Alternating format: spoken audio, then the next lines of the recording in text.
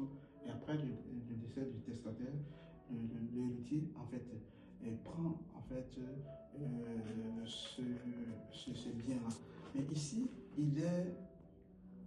l'enfant est comparé ici à un esclave. On parle d'héritier et on parle d'esclave. C'est quelque chose que nous devons quand même définir. Or, aussi longtemps que l'héritier est enfant, je dis qu'il n'interfère rien d'un esclave. En fait, l'esclave, c'est l'esclave. Vous connaissez, on connaît bien l'esclave. L'esclave, il n'est pas libre de tous ses mouvements. L'esclave, c'est quelqu'un qui est ordonné, quelqu'un qui est commandé. L'esclave, c'est quelqu'un qui est sous la loi, qui est sous le joug de son patron. L'esclave, qui est sous le joug, il peut être sous le joug de l'autorité judiciaire, ou l'esclave, c'est quelqu'un qui n'est pas libre, en fait, de ses mouvements. L'esclave, il est conditionné, il est commandé, il est téléguidé, et tout. Et l'esclave, il fait, en fait, ce que lui ordonne son maître. Donc, on compare ici, l'apôtre Paul compare ici l'enfant à un esclave. Pourquoi? Parce que l'enfant, en fait, dès qu'il n'a pas encore atteint sa majorité, il est sous la coupole de quelqu'un. Lorsque l'enfant n'a pas encore atteint sa majorité, il est sous les ordres de quelqu'un, soit d'une personne de la famille, soit d'une tierce personne. Mais tout est-il que lorsque l'enfant n'a pas encore atteint sa majorité, il est sous la domination, il est sous la loi, il est sous l'autorité. C'est pour ça qu'on parle souvent de l'autorité parentale. L'autorité parentale, c'est un parent qui délègue une autorité à quelqu'un, soit de la famille, ou à quelqu'un qui a la confiance de pouvoir s'occuper de son enfant. Ou on parle ici, voilà, toutes sortes d'autorités. Donc, l'enfant ici n'a pas de droit, en quelque sorte. Avant sa majorité, avant qu'il n'atteigne la majorité, l'enfant n'est pas libre de ses mouvements. L'enfant n'est pas libre de pouvoir, je veux dire, bénéficier d'un certain nombre de choses, même que ces choses lui appartiennent. Les choses ont appartenu à ses parents, du moins l'héritage appartenait à ses parents. Mais l'enfant ne peut pas bénéficier de l'héritage à cause de son âge, à cause de ce qu'il n'a pas encore atteint la majorité. Et cet enfant-là est considéré comme un esclave parce qu'il n'est pas libre d'utiliser, même si son père, ses parents ont laissé des millions en compte pour lui, l'enfant n'a pas encore la majorité de pouvoir bénéficier de ces biens-là.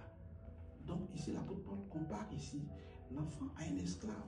Il doit être guidé, il doit être orienté, il doit être accompagné, il est sous l'autorité, il est sous la coupole de ses parents ou d'une tierce personne. Bien qu'il est juridiquement et bénéficie de cet héritage-là, mais il ne peut pas en jouir tant qu'il n'a pas encore atteint sa majorité. Alléluia. La Bible dit, il ne peut bénéficier de cet héritage-là lorsqu'il aura atteint la majorité, jusqu'au temps indiqué par le Père. C'est-à-dire que lorsque l'enfant aura atteint sa majorité, alors il pourra bénéficier de cet héritage-là, il pourra entrer en possession de cet héritage-là. Avant d'entrer en possession de cet héritage-là, il y a quand même un temps qui se coule, il y a quand même une période qui doit permettre à l'enfant de grandir, permettre à l'enfant de comprendre certaines choses de la vie, permettre à l'enfant de pouvoir être vraiment orienté, être vraiment enseigné. Alléluia.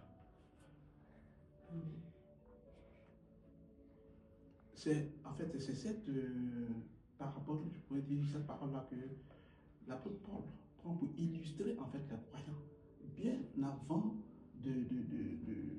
d'accepter le Seigneur Jésus-Christ.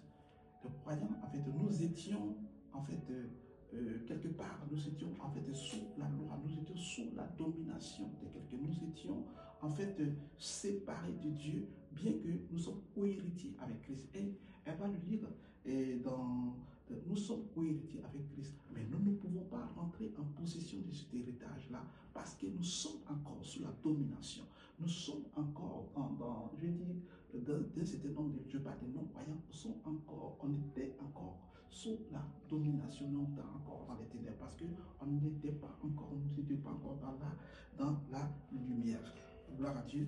Donc, je dis à quelqu'un, tu as tes droits. Un enfant de Dieu a ses droits. Mais en tant qu'héritier, tu as tes droits. Tu bénéficies de manière juridique de plein droit de succéder, d'hériter à tes parents. Gloire à Dieu. Mais comme tu n'as pas encore la majorité, comme tu ne connais pas encore tes droits, c'est pour cela que tu te laisses manipuler par les diables. Tu as cette autorité en toi, enfant de Dieu. Tu as l'héritage et tu es co-héritier avec Christ.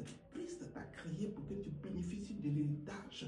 Amen. Tu bénéficies d'une certaine autonomie, d'une certaine, je vais dire, maturité pour que tu bénéficies d'un certain nombre d'avantages. Mais comme à l'heure actuelle, tu ne connais pas tes droits, c'est comme si dans la société, quand tu ne connais pas tes droits, alors les gens s'en foutent et bafouent même tes droits, et négligent même tes droits tant que tu n'as pas encore connaissance que tu as des droits. C'est pour ça que ici, dès le bas âge, on commence à apprendre, je parle des pays européens, on commence à apprendre les droits aux enfants.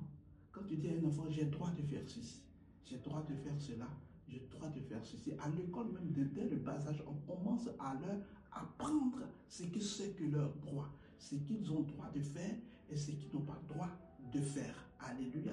Dès l'instant, on commence à mettre dans la tête des enfants, on commence à leur montrer qu'ils ont le droit de faire ceci. Mais nous, enfants de Dieu, toi, tant que tu ne connais pas, même si tu es enfant de Dieu, mais tant que tu ne connais pas en fait tes droits, alors tu seras toujours sous la domination de cet esprit, tu seras toujours sous la domination de certaines choses qui vont même, je vais dire, gâcher ta vie, qui risquent même d'entacher ta vie chrétienne. Alors, c'est ce que